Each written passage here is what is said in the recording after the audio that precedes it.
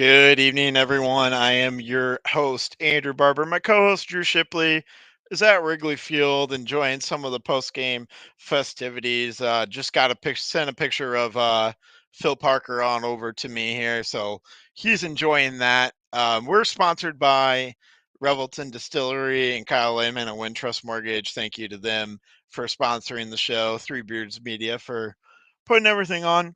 Iowa walks away with a uninspiring, maybe 10-7 win over Northwestern at Wrigley Field. Um, Not a lot to speak of in the way of offense, which we assumed would be the case here today. The over under was 29.5 points, grand total of 17 points. I said 16-6 for my prediction before the game. Came up a little bit short of that prediction, but Northwestern put up a good fight. They're a decent team. Iowa was able to overcome in the end. If there was anything to highlight, it was that goal line stand that Iowa made where they stopped Northwestern four times in a row in a goal to go situation where they were basically on the half-inch line. Um, it was up there with some of the best goal line stands that I can remember in Iowa history. We always think of the goal line stand at Syracuse back in 2003, I believe that was. The goal line stand at Syracuse. Might have been '04. But I think about that moment in Iowa football history. I think this was right up there and just as important. Otherwise, Iowa loses this ball game maybe if they give up that touchdown in that situation. The final drive of the game for the Iowa offense, Deacon Hill makes a play to Caleb Brown, his first catch of the season. It's a 23-yard catch. It's probably one of the most pivotal catches of the season, and that sets up a 52-yard field goal from Drew Stevens, who made one from 52 to end, essentially ice the game, and missed one earlier from 53. Wind might have played a little bit of factor, but he has the leg to hit it from 55, 56. He certainly has an NFL leg, so we definitely trust Drew Stevens with the game on the line. So, some quick stats for you. Nothing too impressive. I guess Deacon Hill was 10 for 15, which is 66%, but 65 yards. Had the touchdown to Ostrenga, which I thought was a good call at the time by Brian Ferentz, one of his few good calls on offense of the day. Um, but Deacon Hill touchdown pass. LaShawn Williams had 79 rushing yards. Iowa had just a shade over 100 rushing yards. Not a lot to speak of in the passing game. The the other turning point of the game was that blocked punt, which led to the touchdown. Otherwise, Iowa probably does not find the end zone at all in this game. So brutal week for the offense yet again. Defense, special teams, obviously more than did their part. Defense gave up a touchdown for the first time in, I believe, 12 quarters. So that was an impressive streak. Nearly three full games without allowing a touchdown of any kind. Um, that was an impressive streak for the Iowa defense that sadly comes to an end here in this one. But I'm sure they'll bounce back. A couple other things happened around the Big Ten today that were favorable for Iowa, other than Iowa winning. Nebraska lost, Wisconsin lost, Minnesota lost. All three of those teams now have three Big Ten losses. Iowa has two with the loss to Penn State and Minnesota. They've got a leg up on the rest of their competition. The only one of those three that Iowa plays to close out the season is Nebraska.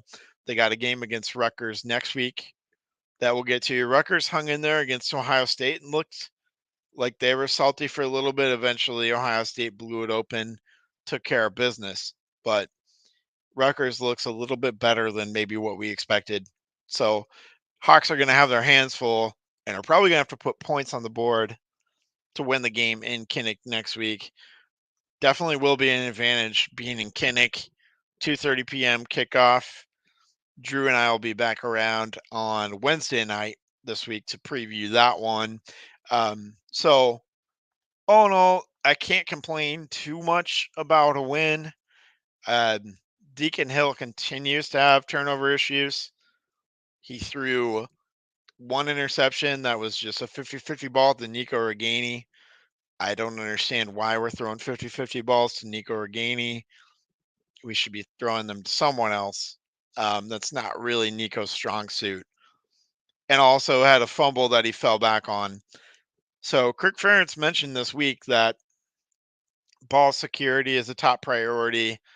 Ball security is a very huge thing and an important thing, and that there's a clear 1-2-3 quarterback scenario for the Iowa Hawkeyes. Well, I'm a little bit confused because Deacon seems to be a bit of a turnover machine. It didn't cost Iowa today like it did against Minnesota, but it's going to cost Iowa on down the line if we keep trotting Deacon Hill out there. The other interesting note was saw some Iowa media members saying that Marco Linez was running with the number 2 offense and Joe Labus was running with the 3rd offense in pregame warmups. That's a little bit of a change because Labus had been the number 2 guy behind Deacon Hill, the number 3 before Cade went down.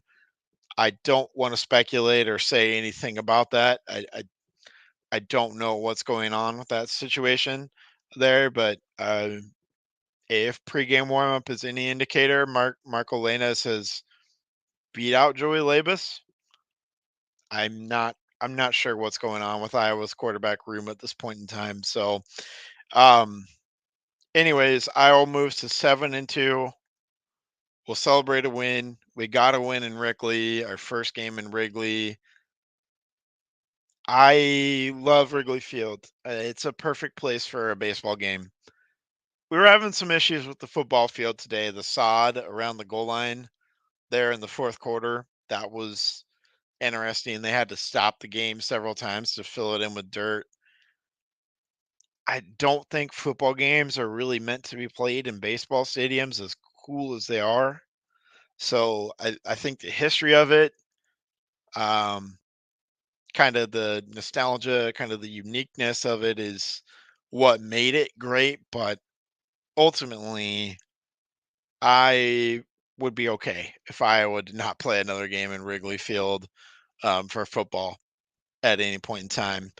Um, love Wrigley for baseball, don't love it for football. But um, with that being said, I'll probably see you all again Wednesday night. Just wanted to come on here, give my quick thoughts. Not a lot to speak about, but again, Iowa gets the 10-7 win. We'll celebrate it. We're another step closer to Indy. That's the main thing. And we're in control of our own destiny. Got to win the last 3 games, in my mind, even with the other teams that have lost.